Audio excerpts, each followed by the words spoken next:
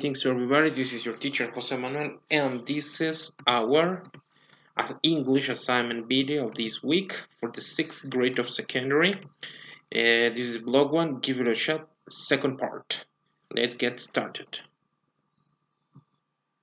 Okay, let's go to our book, and we are going to continue with our exercises. Number 4. Circle true or false for each statement. Correct the false ones, then listen again to check. Entonces vamos a hacer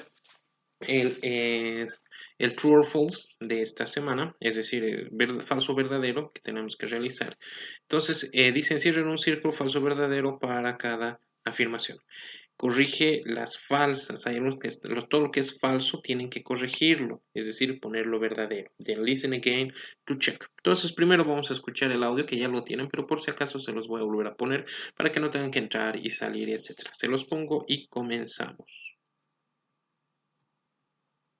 Going Pro, Level 6, published by Richmond. Copyright Richmond Publishing, 2015. Block 1, Track 1. And we're back! Tamra, before the break, you were telling us you're an excellent cook. So, how long you been cooking? Ever since I was a kid. Learned from my dad, an amazing chef. What about you, Jim? What are you good at? Well, I'd like to say karate, but it's not the case. I'm a green belt at the moment, and that elusive black belt, well, let's just say it's a couple years away. But I'm getting off topic. Yes, focus, Jim. We have a show to do. Funny, Tamra.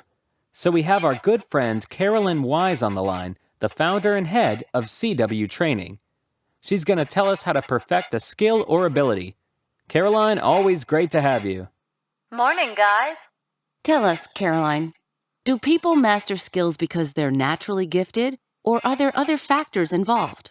Well, sometimes natural ability does play a role.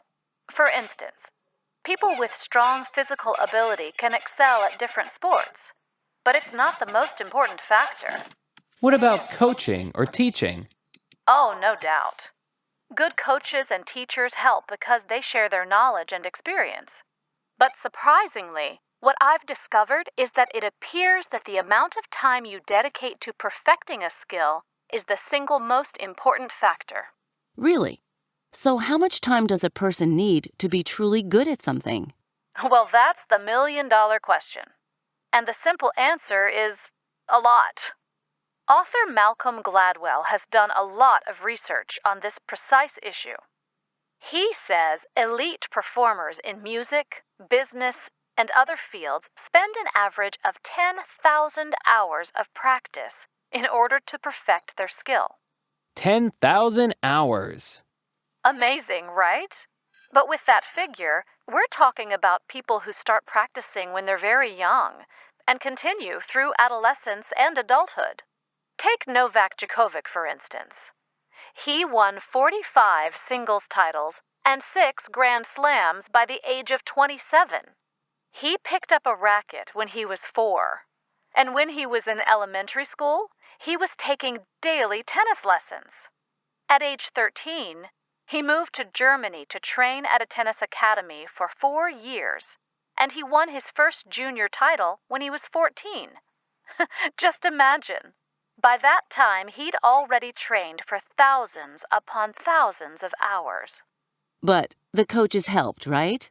True, but he was practicing so much. That was the most crucial element to his success. Here's another example. The Beatles. The rock group? The Fab Four, indeed. In 1960, they were an unknown high school band.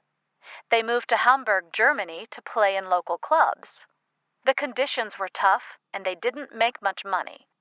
But they hit the stage every night, which forced them to get better. By 1962, they were playing 8 hours a night, 7 days a week. So before their first big hit in 1964, they'd already played 1,200 concerts together. Most groups don't perform that many times in their entire careers. Wow, that's incredible. I never realized they'd practiced so much. So, you can see, it wasn't really luck or natural ability, which is interesting because when you look at... Okay, so that was the audio. The only thing that you have to do is write true or false. Okay, so Caroline Wise owns a training company. True or false, Carolina o Caroline Wise es dueña de su propia compañía de entrenamiento o de trainer, company training. For her, natural ability is the main factor is mastering a skill. Dice, para ella, dice, la habilidad natural o talento es el factor principal para dominar una habilidad o un talento, ¿no? Coaches and teachers are useless in helping people master a skill. Los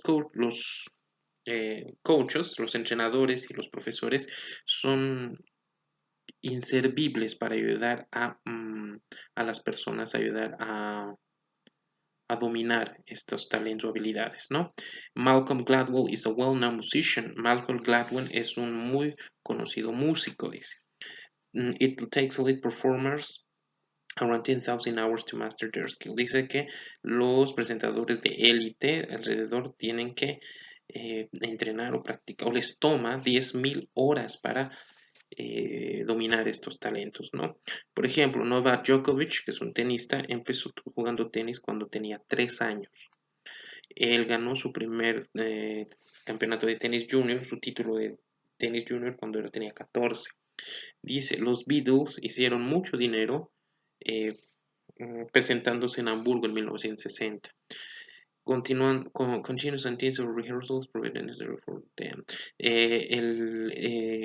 Entrenamientos, ensayos intensivos y continuos son innecesarios para ellos, dice. Y los Beatles tocaron un total de 1,200 conciertos en su carrera, ¿no? Entonces son afirmaciones. Ustedes tienen que decir si es falso o verdadero de acuerdo a lo que dice el audio, ¿no? Y nos vamos al cuadernito. Muy bien, entonces en su cuaderno colocan ejercicio número 4, ¿ok? Y continuamos, ¿no? Debajo de lo que han hecho, no pone ningún subtexto, se continúa. 4. Circle true or false for each statement, ¿no? Lo mismo que copiamos nuestra orden y colocamos los statements, o sea, las afirmaciones, y colocamos true or false de acuerdo al audio. ¿Listo? Una vez que terminen eso es lo único que tienen que hacer y aquí abajito corrigen. Es decir, por ejemplo, dice, The Beatles made lots of money performing in Hamburg in 1960. Supongamos que eso es falso. Entonces escuchan el audio y colocan aquí el 8.